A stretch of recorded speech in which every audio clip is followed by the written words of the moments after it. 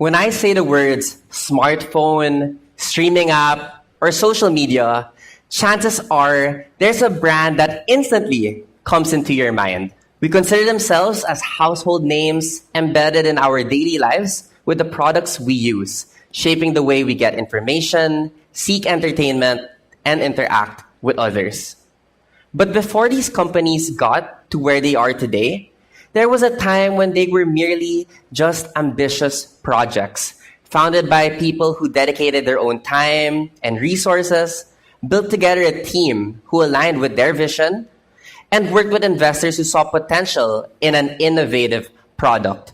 These ventures, known as startups, are not just businesses. They are what I like to call problem-solving adventures.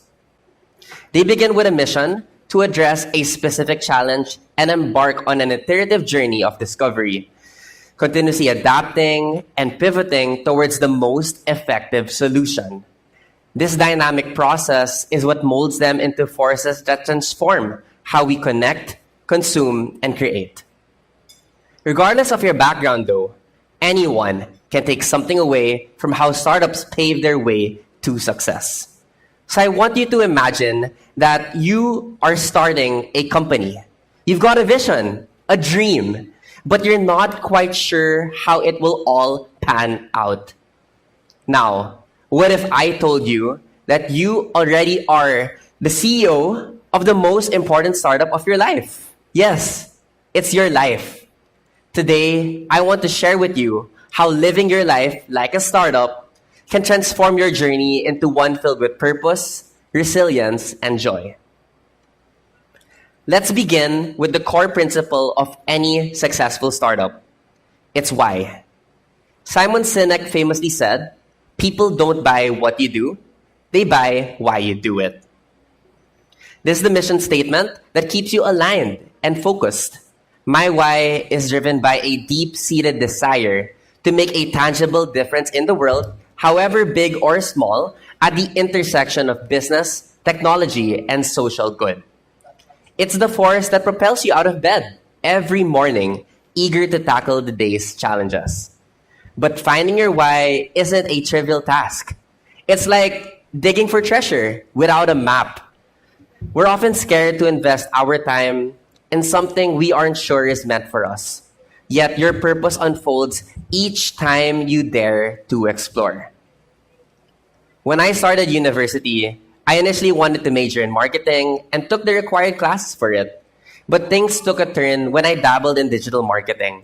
It became my gateway to developing a growing passion for technology and entrepreneurship. The world of startups ignited some kind of spark within me, learning about the different ways people took to solve problems, leverage technology to scale that value to more people, all while building a brand that people can resonate with. So I shifted my focus, even if it meant taking more classes and studying for longer, because I found something that I was genuinely passionate about.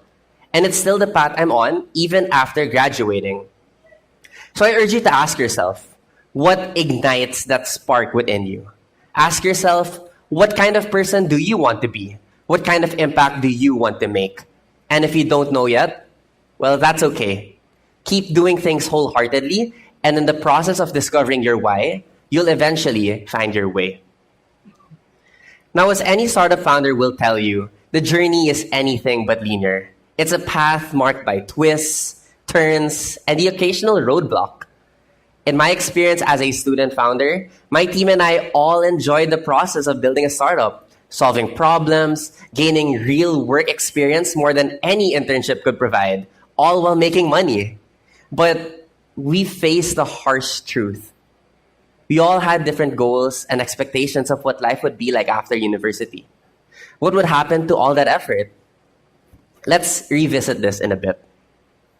Change actually isn't a detour. It's a part of the journey. It's about pivoting just as startups do when they realize that the market needs something different. These pivots lead to profound self-discovery and unexpected opportunities.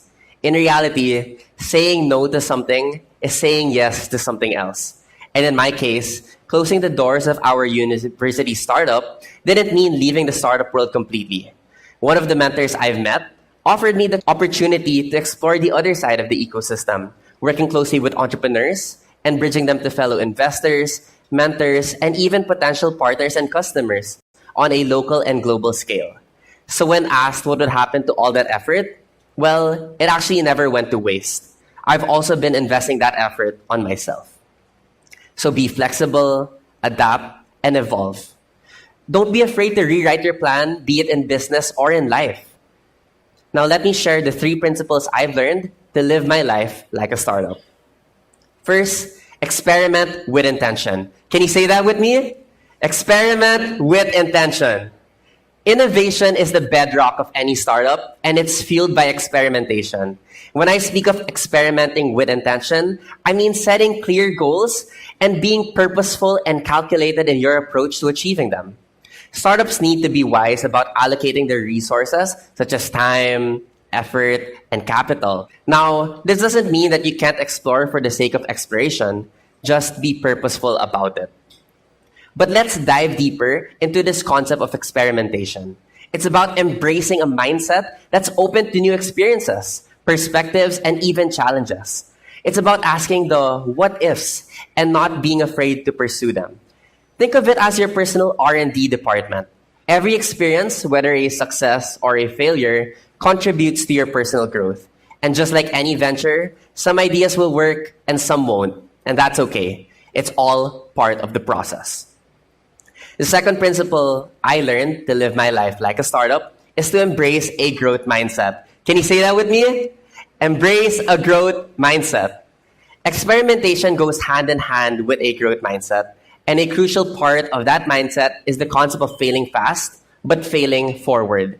This is the belief that your abilities and experiences can be developed over time through perseverance and resilience. It's not just about bouncing back from failures, it's about propelling yourself forward because of them. A growth mindset fosters resilience and a love for continuous learning. It transforms challenges into opportunities and failures into lessons. Whenever you encounter setbacks and even rejections in your career, don't see them as reflections of your abilities. Instead, frame them as opportunities to learn, adapt, and evolve. Failing fast means not being afraid to test your limits, to try new things even when success isn't guaranteed. It's about swift iterations, quick learning, and rapid pivoting.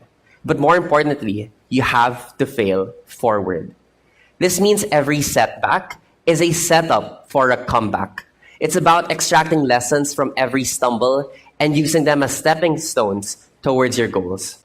So when you encounter setbacks and even rejections, don't see them as the end of the road.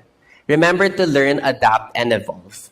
Embrace the failures as much as the successes because they are both vital parts of your growth story. Ask yourself, what can I learn from this? And how can I move forward from here?